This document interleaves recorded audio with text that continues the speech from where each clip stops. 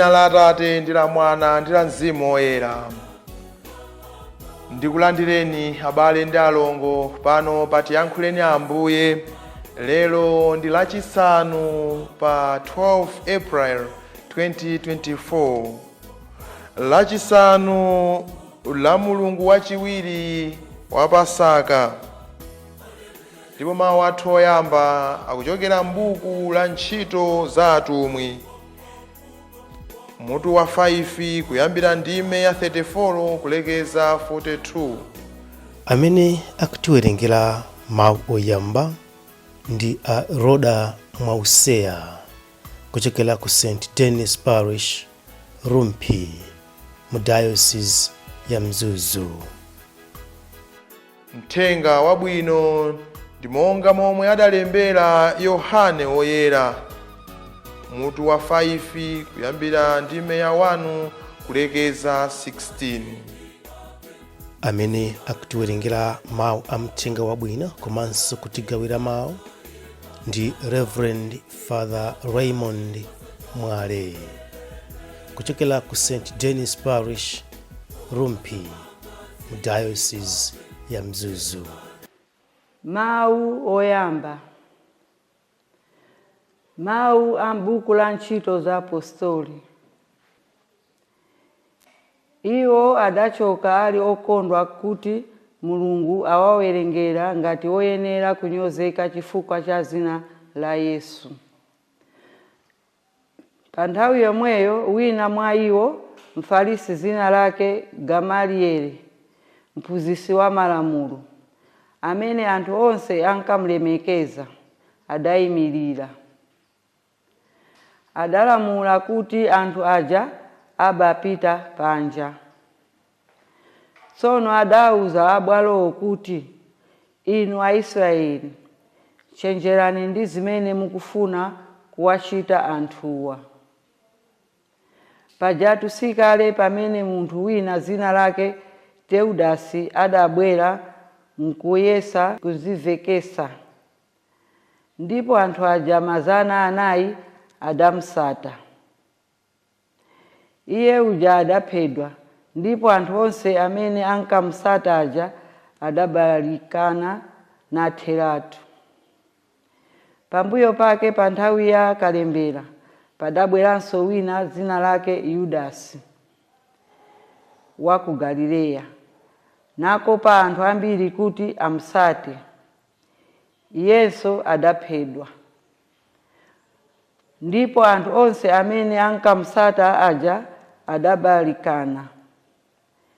N'chifukwa chake pa nkhani imeneyi ndikuwuzani kuti muwaleke anthuwa, ndipo muwalole azipita.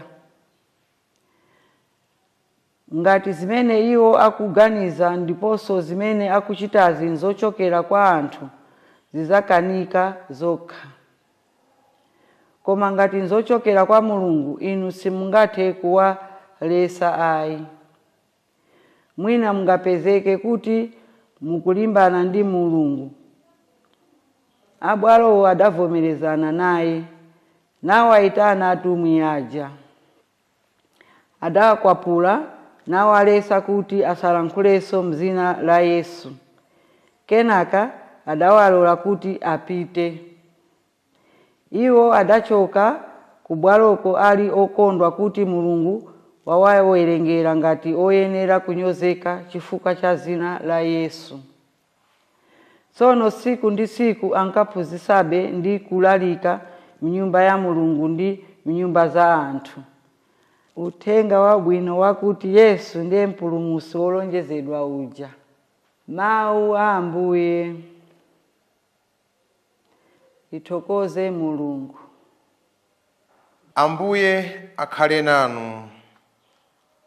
Mawu a mthenga woyera monga adalembera Yohane. Yohane mutu wa 6 kuyambira ndime ya 1 kulekeza 15. Pambuyo pake Yesu adawoloka nyanja ya Galileya, dzina lake lina nyanja ya Tiberiyasi. Khamu lalikulu la anthu lidamusatira chifukwa lidaona zizindikiro zozizwisa zimene adachita pakuchiritsa anthu odwala. Yesu adakwera mphiri nakhala pansi ndi ophunzira ake. Chikondwerero chija cha chipembedzo chotchedwa Pasaka chidayandikira. Pamene Yesu adayang'ana, adaona khamu lalikulu la anthu lija likudza kwa iye. Tsono iye adafunsa Filipo kuti, kodi tingakagule kuti chakudya chodyetsa anthu onsewa? Adafunsa zimenezi dala kuti amuyese Filipoyo, koma mwini wakeyo adadziwiratu choti achite. Filipo adayankha kuti, ngakhale ndalama 200 sizingakwanire konse kugula chakudya choti aliyense mwa anthuwa adyeko ngakhale pang'ono. Wophunzira wake wina, dzina lake Andreya, m'bale wake wa Simoni Petro, adawuza Yesu kuti, pali mnyamata pano ali ndi buledi 5 wa barele ndi tinsomba tiwiri. Koma zimenezi zingachitenji kwa anthu onsewa? Yesu adati, awuzeni anthu akhale pansi. Pamenepo panali msipu wambiri. Anthuwo adakhala pansi, amuna okha analipo ngati 5,000. Tsono Yesu adatenga buledi uja ndipo atayamika Mulungu, adagawira anthu amene adakhala pansiwo. Adateronso ndi tinsomba tija, nagawira monga momwe anthuwo ankafunira. Anthu onsewo atakhuta, Yesu adawuza ophunzira ake kuti, tolani zotsala kuti pasatayikepo kanthu. Adatoladi zotsala zonse za buledi 5 uja nazaza madengu 12. Pamene anthu aja adaona chizindikiro chozizwisa chimene Yesu adachitacho, adati, zoonadi ameneyu ndi mneneri uja amene ankanena kuti azabwera pansi panoyu. Yesu adadziwa kuti anthuwo ankati amugwire ndi kumulonga ufumu. Motero adawachokera nakakweranso mphiri payekha. Mthenga wa Ambuye.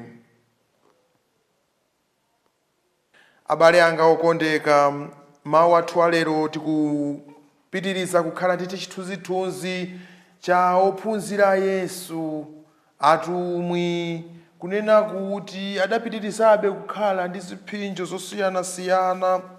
Ndipo lero mwapadera tikuona mmodzi mwa iwo amene anali katswiri wa zamalamulo, wamkulu wa zamalamulo, Gamaliyeli. Iye akubwera ponena kuyera kuti inu asiyeni anthu awa, ngati zimene alalika zikuchokera kwa Mulungu ndithu zidzapitirira, koma ngati zikuchokera mwa anthu zitha pompano. Ndipo iye Gamaliyeli akuwalangiza abwalo kunena kuti ayi, musalimbane nawo. Kutheka kuti ngati mulimbane nawo, ngati anthu awawa zimene akulalika nzakwa Mulungu, mukhala kuti mukulimbana ndi Mulungu. Anthu onse, bwalo lonse linamvera zimene Gamaliyeli adanena, kusonyeza kuti ophunzira aja, akhristu oyamba aja, atumwi, adasiya, akuti adangowamenya pang'ono ndi kuwasiya. Amayenera kuti aphedwe, amayenera kuti achitire nkhanza zazikulu, koma mmodzi mwa iwo adatsutsana nawo.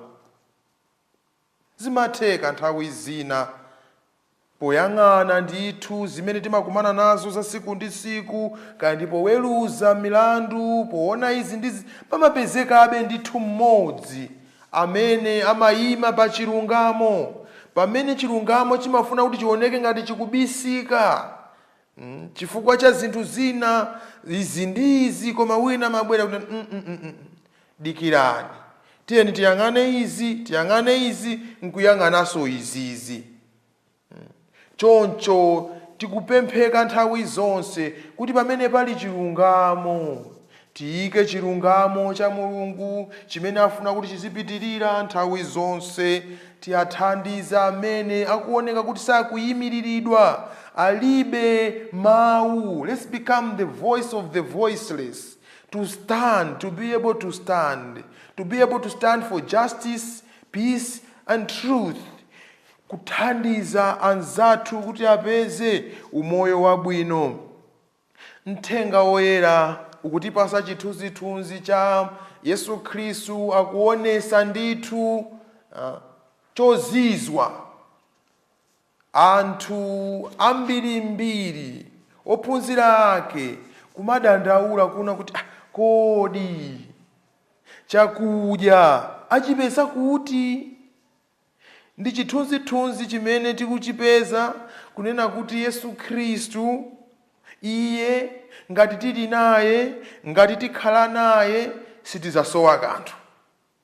Tikuphunzira zimenezi kuti Yesu Khristu iyeyo ndiye ndithu buledi wopasa moyo. Yesu Khristu pamene akhala nafe, pamene ayenda nafe, mu mtumiki wake sitizasowa kanthu. Mubanja lathu ngati tiye khale ndi Yesu Khristu, tiziyenda naye, tizikhala naye, kumagwirizana naye, sitizasowa kanthu. Ndi zimene tikuphunzira. Banja ndi loyera, banja ndi sakramenti, limayamba mwa iyeyo Yesu Khristu. Mwa Yesu Khristu timapezamo mphamvu. Chikondi chimene Yesu Khristu ali nacho, chikondi cha iyeyo ndi mpingo, ndi chikondi cha mbanja. Moteromo ndi Yesu Khristu mbanja mwathu sitizasowa kanthu. Kukhala ndithu mabanja opemphera, kukhala ndithu mkhristu oyikapo mtima pa mapemphero, kukhala ndithu ndi bizinesi yathu yomwe ndithu yazika mizu mwa Khristu. Inu ndi ine tikuphunzira za Yesu Khristu amene ndithu akupereka chakudya kwa anthu. Yesu Khristu timamulandira msakramenti loyera la Eucharistia. Abale anga okondeka, mpingo ndithu umatiphunzitsa zonena kuti Yesu Khristu ndi buledi wopasa moyo. Yesu Khristu ndiyeyo ndithu ali nafe, amakhala nafe kuzera msakramenti loyera la Eucharistia. The true presence of Christ in the blessed Eucharist. The doctrine of transubstantiation. Kunena kuti Yesu Khristu ali pakati pathu, ali nafe. Popanga mwambo wa nsembe ya misa, pomulandira msakramenti la Eucharistia, timalandira iye ndithu Yesu Khristu. Sitimangokhala kuti tikungokumbukira ayi, koma kubwera akukhala nafe, ali nafe pamodzi. Yesu Khristu ali pakati pathu kuti achose njala, kuti achose kukayika kwa ifeyo nthawi zonse. Mulungu amadziwa ndithu zonse ndi nzeru zake, ndipo amadziwa mmene amayendesera umoyo wathu. He has a perfect plan for our lives. He knows already what he's going to do before we begin to utter words of asking, Lord, give me this. Lord, do for me this. So Christ is always with us. He is with us, he's present with us, and he journeys with us. With him, we lack nothing.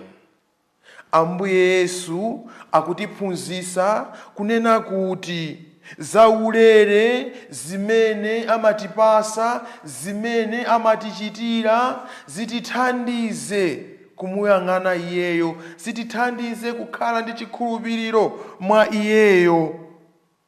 Zaulere zimene talandira, chuma, banja, ntchito, zitisogolere kuongola umoyo wathu, kukhala pamodzi ndi Mulungu, kuchita zosangalatsa, zokweza dzina lake, dzina la Mulungu. Komanso ziphinjo za dziko lapansi zimene tikukumana nazo nthawi zonse, zitithandize kukhala olimba muchikhulupiriro. Pamene tikumana ndi ziphinjo, tisagwiritse kwambiri nzeru zathu zokha posiya nzeru za Mulungu. Nzeru za Mulungu zimatisogolera kuona ndithu kuwala pakati pa mdima. Choncho ife tikuphunzira kuti nzeru za Mulungu zimaposa nzeru zakuya za munthu. Fides et Lectio. Ndi chiyani chimene muli nacho? Ndi chiyani chimene mwanyamula kuti Ambuye alandire? God works on the small things that we have, and he perfects them, and he brings them to fulfillment. Mulungu amagwiritsa ntchito zimene tili nazo. Mphatso zimene tili nazo tisaziyang'anire pansi.